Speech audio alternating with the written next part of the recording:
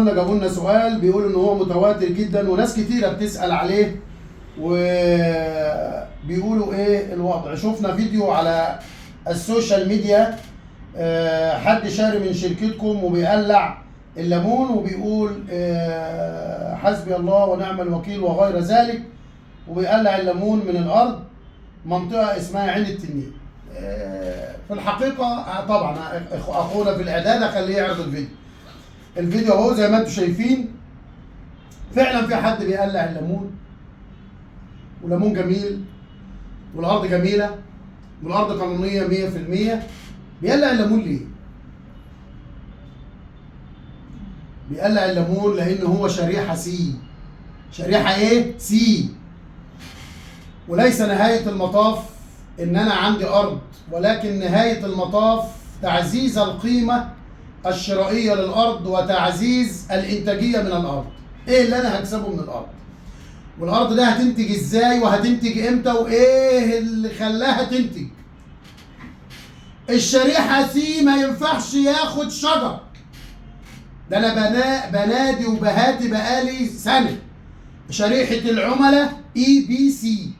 اي اللي هو ينفع ياخد شجر، ده معاه راجل دخله 50 60 70 الف. لو خد نخل 5 فدادين نخله يصرف على الفدان يعني في السنه 40,000 مش هتفرق معاه. لو خد شجر هيصرف على الفدان 30,000 مش هتفرق معاه. الشريحه بي وسي، بي ممكن يحصل له اي دروب يبقى سي في ثواني، اما سي ما ينفعش ياخد شجر خالص. طيب الصح ايه له؟ الصح هو يا يصرف على الشجر ويتصرف ويكمل المسيره، يا يقلع الشجر زي صاحبنا اللي كان بيقلع ده.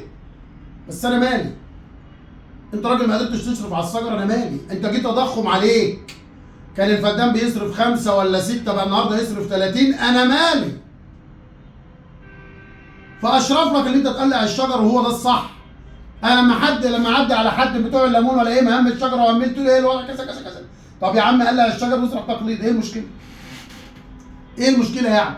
ولكن هناك من المغرضين للتشويه والابتزاز والتشهير بالشركه وهم خارج البلاد، تشويه الشركة، وفي الحقيقة هو بيشهر ويقلل من المشروع الزراعي ككل، وبيقلل من كفاءة الوادي الجديد، المحافظة الوحيدة اللي هي أكتر محافظة بتسد الفجوة ما بين الاحتياج والاستهلاك في قلب العملة الصعبة من بره. كم من كميات البطاطس والسوداني وغير ذلك بتخرج من البلد دي، بتسد الفجوه في موضوع القمح. 1,500,000 طن قمح بيخرجوا من البلد دي. استهلاك البلد بالكامل ما يجيش 40,000 طن. بيشوه صوره كامله عشان يشوه اسامه الفار صاحب شركه الفلاح، عشان هو زي ما بيقولوا كده مشنفه عليه فلوس مش عايز يدفعها، فلوس ضيعها على الشركه من المنتفعين كونه ان هو رئيس اتحاد فلاحين ولا رئيس اتحاد حاجات غريبه كده، نائب شعبي بدون حصانه كلام كده غريب بيجي لي. يعني انا لا مشاهد هذه الصفحات الهدامه.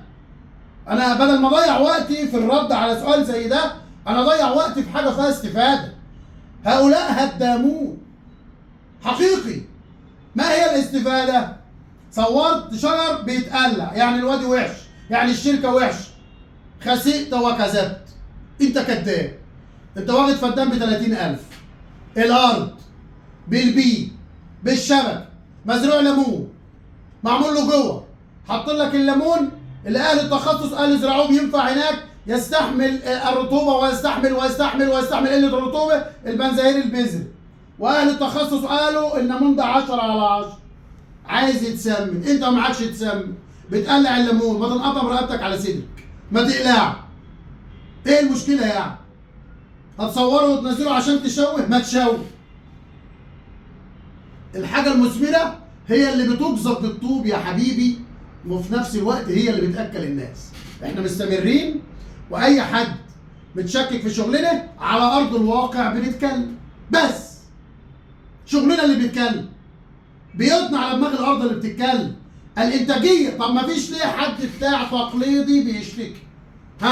برضه ادي احنا النهارده يعني خواطر ودلائل كده بتقذف وتيجي على دماغنا. اشمعنى بتوع التقليد ما بيشتكوش؟ ها؟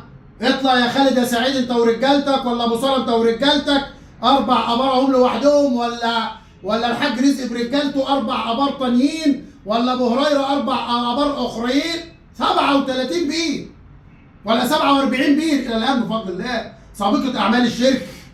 اشمعنى دول ما بيشتكوش؟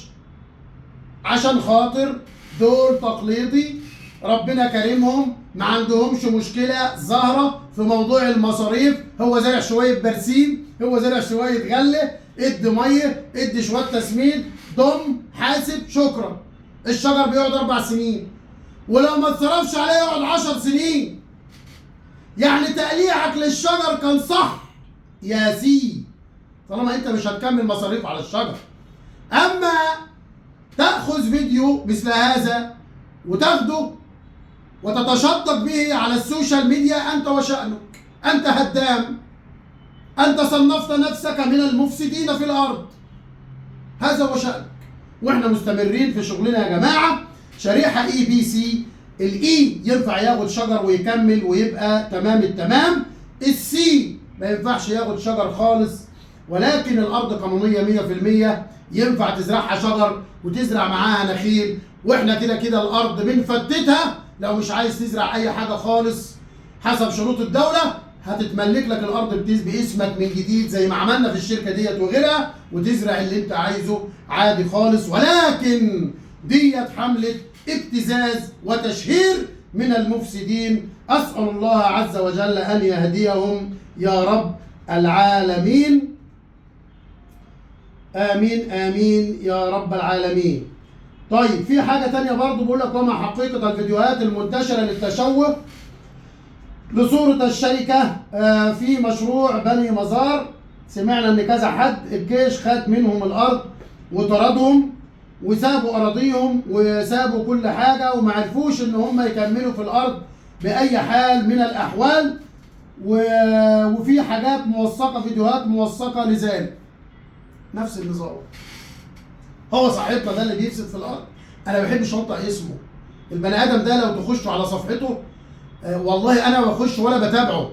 دخلت مره كده واحده كده بفر، مفيش حاجه بناءه خالص، متسلق على المواد، يجيب خبر من هنا وخبر من هنا وخبر من هنا وينقطع ويقول. ويا عم قول صح، افهم ما معنى المحتوى، افهم ما معنى المنفعه، ما هي بصمتك في الذي فعلته في المشاريع.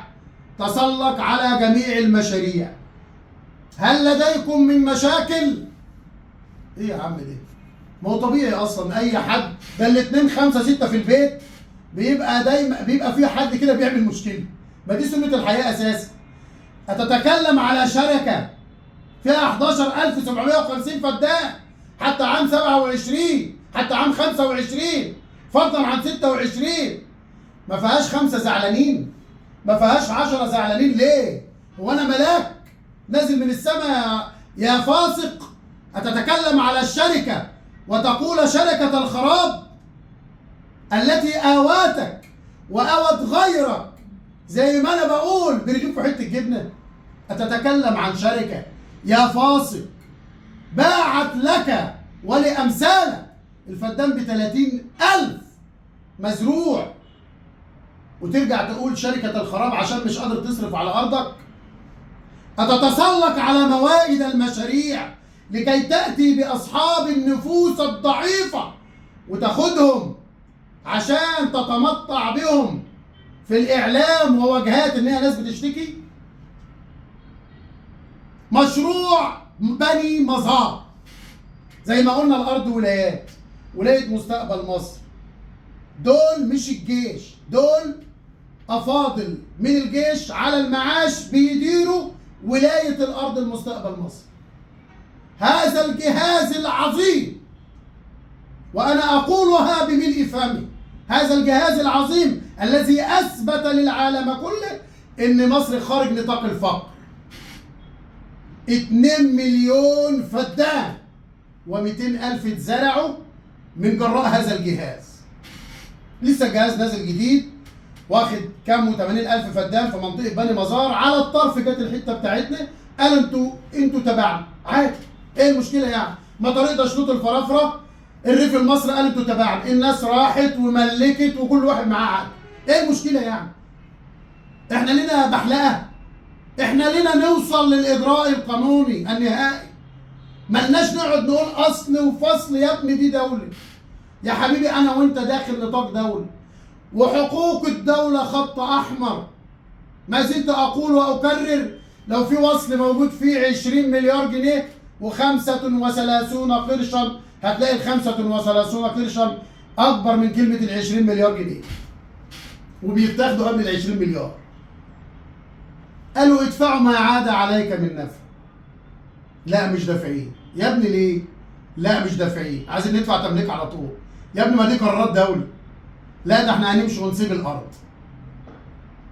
وهذا المتسلق هو الذي دفعهم لذلك، لانهم كلك ناس خارج البلاد، لعب في دماغهم، لا اعملوا لا خلوا، هو هات محامي، عملوا 19 قضيه وكلهم خدت فيهم براءه. ليه؟ هل انا مبسوط باللي تم ان هم اشتكوا ان انا خدت براءه؟ لا والله ما انا مبسوط. اي واحد مني اي واحد مكاني ينبسط ان انا اشمت فيهم يعني، بس انا مش مبسوط. يا جماعه اصبروا، اصبروا، اجروا زي ما الجهاز بيقول، لازم تدفع ويبقى في كده يعني صله تعامل والاعتراف بك. بعد كده التمليك جاي، لا ده فلان بيقول، ده فلان بيقول، طب يا جماعه الجهاز وحش، تعالى اما ننقلكم مكان تاني. لا ده انت تدينا الفلوس والذهب كان بكام وبقى بكام وتعمل ايه والدولار كان بايه. يا جماعه كل واحد يلتزم بدفع حق الدوله. انا ملتزم بتملك هذه المساحه، بس انت التزم بدفع المستحقات. لا يا تدفع لنا 20 مليون جنيه انا والجماعه اللي معايا، واحد منهم يعني وللاسف يدعي او يدعي انه دكتور، يا اما مش عارف هنعمل لك صفحات باسم عيالك ونعمل لك تشويه وننزل لك فيديوهات ومجمعين مع بعض ونعمل للفيديوهات تمويل ولا الى اخره. ماشي يا سيدي، افسد في الارض براحتك، انت تفسد في الارض براحتك، واحنا بفضل الله برضو على اقصى سرعه نعمر في الارض ونشوف مين في الاخر يكتب عند الله من الصالحين او من الطالحين.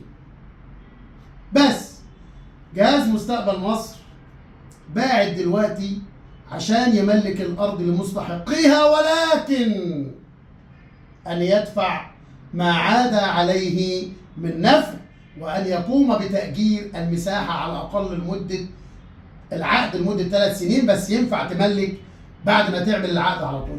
يعني انت تلتزم بالعقد وبعدها تجيلك لجنة التمليك تلغي موضوع الايجار وتشتغل تمليك. ادي الدولة عملت ايه؟ الدولة عايزة رجالة، عايزة رجال وليس ذكور، عايزة رجال وليس ذكور. ادي الجماعة اللي هم هايصين انضحك عليهم من المتسلق لكي عايز يشهر نفسه.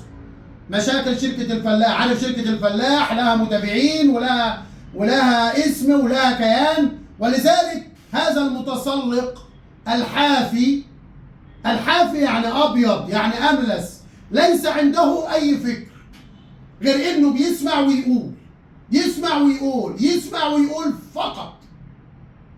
ما ينفعش يا ابني.